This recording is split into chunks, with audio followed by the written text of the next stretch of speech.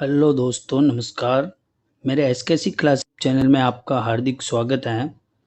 आज मैं लेके आया हूँ आपके सामने राजस्थान की चित्रकला से महत्वपूर्ण प्रश्नोत्तरी, जो कि व्याख्या सहित रहेगी। पुराने जो ओल्ड क्वेश्चंस पेपर थे उनमें से बनाए गए हैं सभी क्वेश्चन। ठीक है, तो चलो शुरू करते हैं आज की क्लास को। चलते हैं पहले क्वेश्चंस पर। ठीक है, पहला क्वेश्चन है आपके सामने। रामा, नाथा, छज्जू और सेफू किस शैली से संबंधित चित्रकार हैं? कौन कौन से चित्रकार है भाई? रामा, नाथा, छज्जू और सेफू, ये किस शैली से संबंधित चित्रकार है? अलवर शैली, जोधपुर शैली, मेवाड़ शैली और जयपुर शैली। तो ये किस शैली से संबंधित है भाई? रामा, नाथा, छज्जू। छज्जू, छज्जू और सेफू, ठीक है, याद रख लेना, जोधपुर शैली से संबंधित है। किससे हैं? जोधपुर शैली से। ठीक है दोस्तों, चलते हैं अगले प्रश्न पर।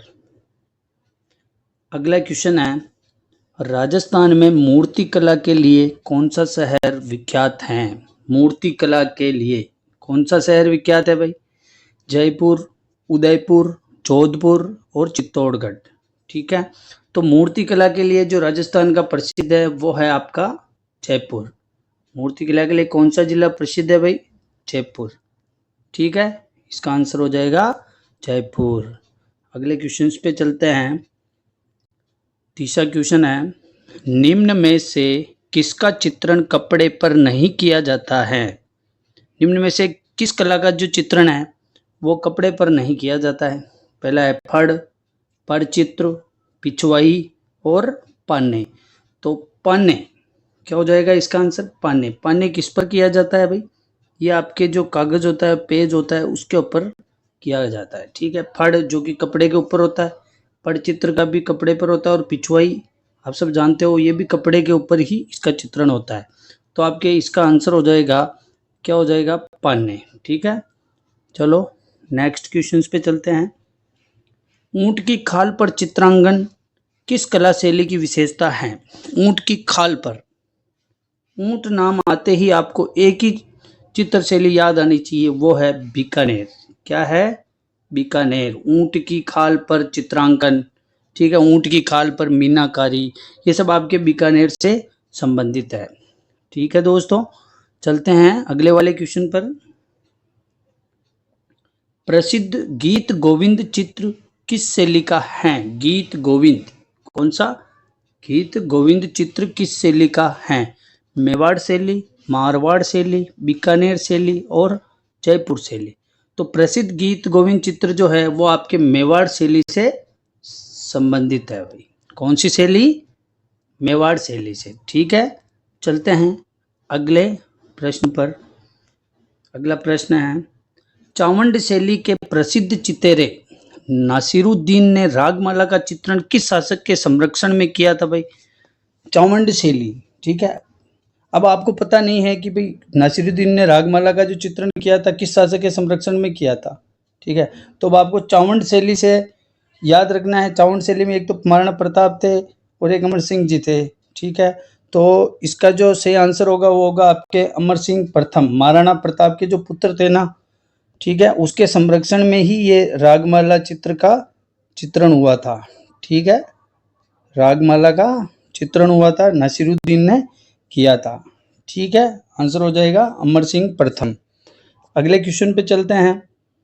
गोपाल, उदय, हुक्मा जीवन चित्रकला की किस शैली से संबंधित थे? गोपाल, उदय, हुक्मा तीनों जो है आपके आमेर जयपुर शैली से संबंधित थे। किससे थे भाई? आमेर जयपुर से। ठीक है, चलो अगले प्रश्न पे चलते हैं। निम्न में से कौन सा चित्रकार मेवाड़ शैली से संबंधित था? मेवाड़ शैली से रुकनुद्दीन, कासिम, शाह मोहम्मद और साहिबदीन। तो आप सबको पता है कि मेवाड़ शैली का जो प्रसिद्ध एक चित्रकार था वो था साहिबदीन। क्या हो जाएगा? साहिबदीन। और एक जो चित्रकार आपके बहुत सी बार क्वेश्चन आता है, साहिब राम। क्या क्वेश्चन आता है? साहिब राम। तो ध्यान रखना, साहिब राम और साहिबदीन दोनों अलग अलग है। साहिबदीन तो आपके मेवाड़ से हो गया, तो साहिब राम आपके कौन सी चित्र शैली से हैं? जयपुर से, ठीक है। साहिब राम जयपुर से संबंधित है और इसका जो सही आंसर है ये साहिब दीन है, ठीक है। चलते हैं अगले क्वेश्चन पर। अटपटी पगड़ी किस चित्रकला शैली से संबंधित हैं? अटपटी पगड़ी, ठीक है। तो अटपटी पगड़ी जो है वो आपके मेवाड़ शैली से संबंधित है, ठीक है। कौन सी शैली से? मेवाड़ से। अगले क्वेश्चन पे चलते हैं। नाथ द्वारा शैली की पेंटिंग को सामान्यतः कहा जाता है, क्या कहा जाता है नाथ द्वारा पेंटिंग को? सबको पता है, पिछवाई, लहरिया, बनी ठनी और रसमाला। तो नाथ द्वारा की जो शैली है वो पिछवाई कहलाती है। क्या कहलाती है भाई? पिछवाई, ठीक है। याद रख लेना, ये क्वेश्चन इंपॉर्टेंट है। और बनी ठनी आप सबको पता है किशनगढ़ है, ठीक है। चलो नेक्स्ट प्रश्न पे चलते हैं। पशु पक्षियों को किस चित्रण शैली में विशेष स्थान मिला है? पिछली क्लास में भी मैंने आपको बताया था बूंदी के बारे में। किसके बारे में? पिछली क्लास में एक क्वेश्चन था, नाचता हुआ मोर। क्या था? नाचता हुआ मोर, ठीक है। तो मोर एक पशु पक्षी की श्रेणी में ही तो आता है, पक्षी की में। तो पशु और पक्षियों को जो संरक्षण दे रखा था वो बूंदी शैली में है, ठीक है। किसमें है? बूंदी में। तो इसका सही आंसर हो जाएगा आपके बूंदी शैली। चलो नेक्स्ट क्वेश्चन चलते हैं। कमला व इलायची नामक महिलाएं किस चित्र शैली से जुड़ी हुई थी?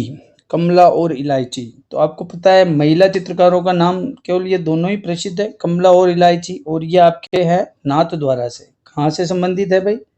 नाथ द्वारा से, ठीक है। कमला और इलायची। चलो अगले प्रश्न पे चलते हैं। नाक में पहने जाने वाले वेसरी आभूषण, कौन सा आभूषण है? वेसरी आभूषण का चित्रण किस शैली से जुड़ा हुआ है? बीकानेर, किशनगढ़, अलवर और मेवाड़। आप सभी ने सुना होगा बनी और ठनी, ठीक। बनी ठनी का चित्र भी देखा होगा, किसी देखा ना? तो वो नाक में एक ऐसी बड़ा सा एक आभूषण होता है, वो ये आँख पे मोती लगा हुआ होता है। तो वो उस आभूषण को क्या बोलते हैं अपन? वेसरी। क्या बोलते हैं? वेसरी, ठीक है। तो वेसरी आभूषण का जो चित्रण है वो आपके किशनगढ़ शैली में हुआ है, बनी ठनी के अंदर, ठीक है। Next question.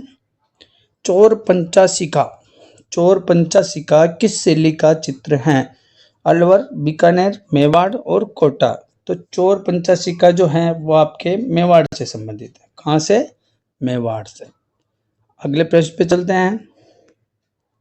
किस शैली में स्त्रियों को शिकार करते हुए दिखाया गया है? तो सबसे पहले तो पकड़ो आप शिकार। तो शिकार का चित्रण कहाँ पर है? कोटा में है, ठीक है। तो अपने को पता है कोटा में स्त्री पुरुष दोनों को शिकार करते हुए दिखाए। तो स्त्रियों को शिकार करते हुए दिखाया गया वो किस शैली में है भाई? कोटा चित्र शैली में, ठीक है। इसका आंसर हो जाएगा आपके कोटा, ठीक है। तो दोस्तों ये थे आपके इम्पोर्टेंट क्वेश्चंस, ठीक है। और चित्र शैलियों में ओल्ड क्वेश्चंस पेपर से ही सारे क्वेश्चन बनते हैं, कोई दिक्कत वाली बात नहीं है। आराम से पुराने क्वेश्चंस पेपर निकालो। प्रैक्टिस जितना ज़रूरी है, पढ़ाई से कुछ नहीं, प्रैक्टिस से सब कुछ होता है, ठीक है। तो दोस्तों धन्यवाद, थैंक्स फॉर वाचिंग। और अगर मेरी क्लास अच्छी लगी हो तो सब्सक्राइब ज़रूर करें और शेयर ज़रूर करें, ठीक है दोस्तों। धन्यवाद, मिलते हैं अगली क्लास में।